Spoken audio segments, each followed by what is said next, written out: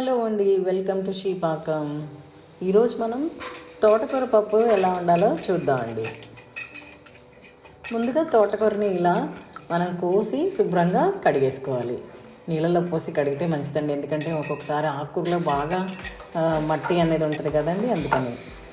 So కందిపప్పు తీసుకుని అందులో మీకు తెలిసిందే, అందులో పచ్చిమిర్చి నీళ్ళు పోసేసి పచ్చిమిరపకాయలు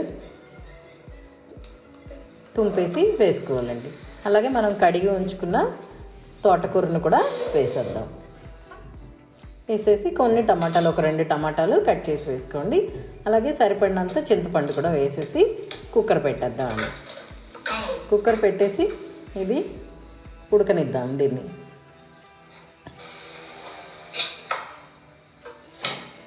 ఉడికి ఇది విజిల్ వచ్చేదాకా ఉంచుదామండి.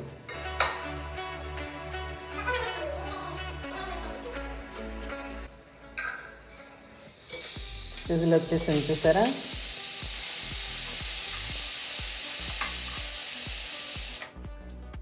తీసి చూద్దామండి. పప్పు అయితే ఉడికిపోయింది. ఇప్పుడు దీన్ని శుభ్రంగా మెదిపేసుకుందాం.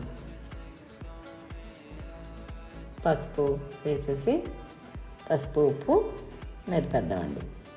అలాగే కారం కూడా వేసుకుని మెత్తగా మెదిపేసుకుందామండి. ఎప్పుడైనా సరే పప్పు అనేది మాకైతే మాత్రం మెత్తగా ఉంటేనే బాగా నచ్చుతుందండి. అలా బద్దలుగా ఉంటే ఏంటో టేస్ట్ అనిపించదు.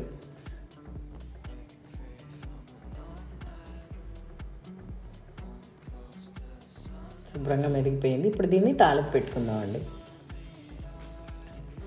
ముందుగా కొంచెం నూనె వేసుకుని తాలింపు యూజువల్ తాలింపేనండి. వెల్లుల్లిపాయి, మనం ఆవాలు, జీలకర్ర, దేంటిది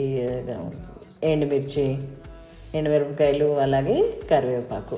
ఫస్ట్ అయితే మాత్రం వెల్లుల్లిపాయలు ఎందుకంటే టైం పడుతుంది వేగడానికి, వేగకపోతే బాగోదు కాబట్టి ముందుగా వెల్లుల్లిపాయలు వేసుకుని అవి వేగాక అప్పుడు మిగిలినవి వేయాలండి.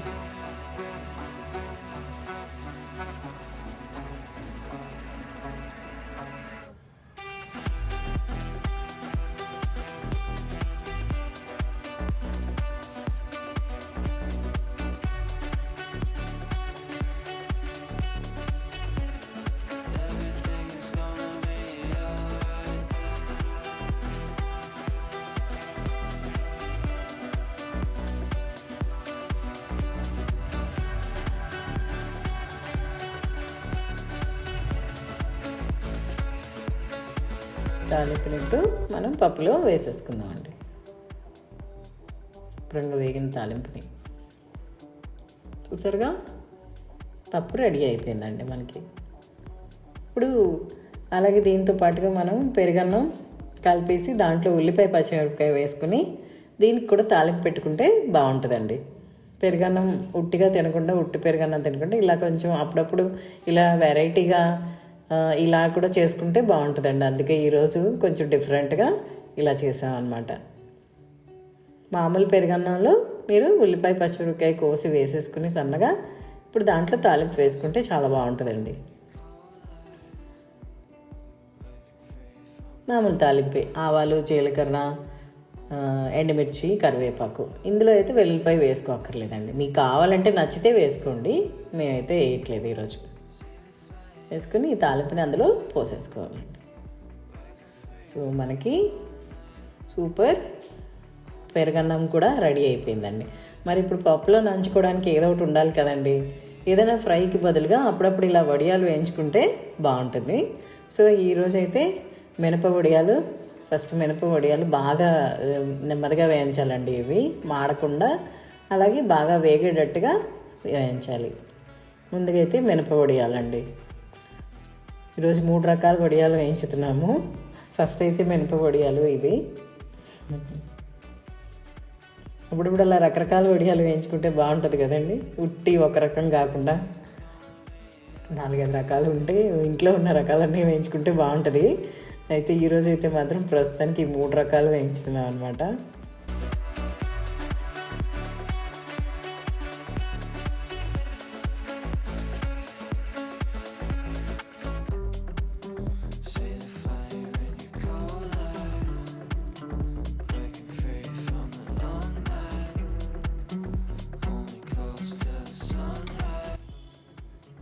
ఇప్పుడు గుమ్మడికాయ వడియాలండి. ఇవి గుమ్మడికాయ వడియాలు.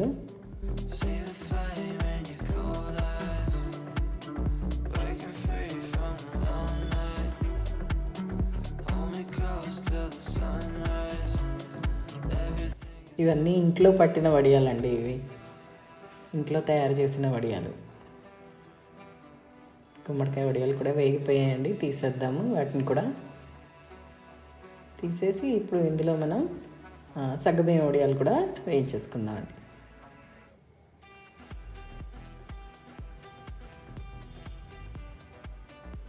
సగ్గుబియ్యం వడియాలు కూడా రెడీ అయిపోయినాయండి మనకి.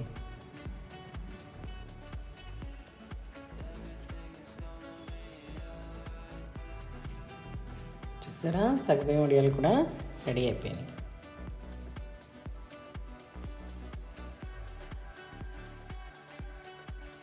ఇప్పుడు పప్పు రెడీ చేసేసుకున్నాం కదండి, వడ్డించేసుకుందాం. ఇంకా ఇప్పుడు పప్పు ఒకసారి కలిపేసి తాలింపు వేసాం కదండి ఇందాక.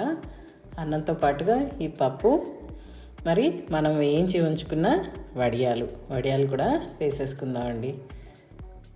మీ ఇష్టం, కావాలంటే అన్నీ 3 రకాలు వేసుకోవచ్చు, లేకపోతే 1 రకం వేసుకోవచ్చు, లేదా 2 రకాలు కూడా వేసుకోవచ్చు. ఇక్కడైతే మాత్రం మినప వడియాలు, గుమ్మడికాయ వడియాలు వండించామండి. దాంతోపాటుగా మనం ఇందాక రెడీ చేసి ఉంచుకున్న పెరుగన్నం తాలింపు విత్ ఏదో ఒక పచ్చడి అండి, నిమ్మకాయ పచ్చడి ఏదో ఒకటి మీ ఇష్టం. సరేనా? మీకు కనుక ఈ వీడియో నచ్చినట్టయితే లైక్ చేయండి, అలాగే షేర్ చేయండి, అలాగే కామెంట్ కూడా చేయండి. మీరు ఇంతవరకు సబ్స్క్రైబ్ చేసుకోకపోతే కనుక మీరు ఛానల్కి సబ్స్క్రైబ్ చేసుకుంటే చాలా సంతోషిస్తామండి. అంటే మీకు వీడియోస్ నచ్చుతున్నాయని నాకు అర్థమవుతుంది అనమాట. Thank you for watching.